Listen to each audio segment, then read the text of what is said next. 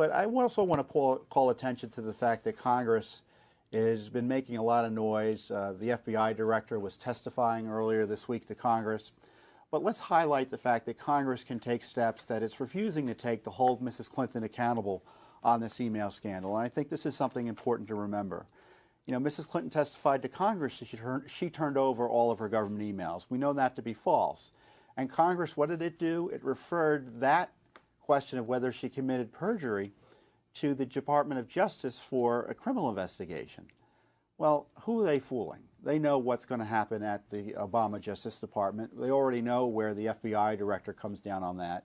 Why isn't there a contempt citation pending against Mrs. Clinton now? Why do they have to wait for the Justice Department to do something? If they think that she was in contempt of Congress, the way they treated in terms of her testimony being incorrect or false, and the fact that emails were destroyed after Congress subpoenaed them, why is it that Congress isn't holding Mrs. Clinton in contempt?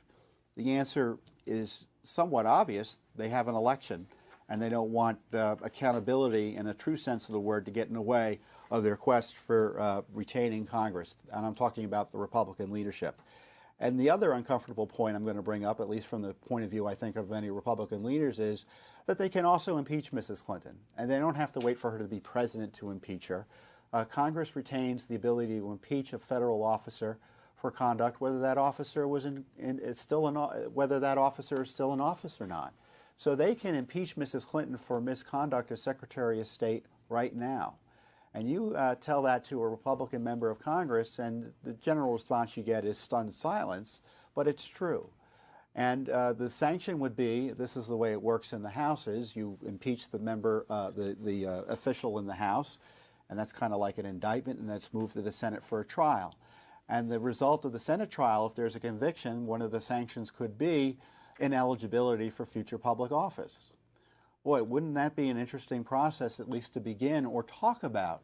But you don't want to hear any Republicans talking about that. But the fact is, Mrs. Clinton can be impeached for her conduct as Secretary of State. So the next time you hear Congress complaining about the FBI and the Department of Justice, you know, and the cover-up and the wired investigation that resulted in no criminal charges on the Clinton email matter, you know, that's all fine and good. But remember that Congress has independent tools available to it under the Constitution to prosecute the Clinton scandal, and there are tools they're refusing to use. So I think there needs to be some accountability on that.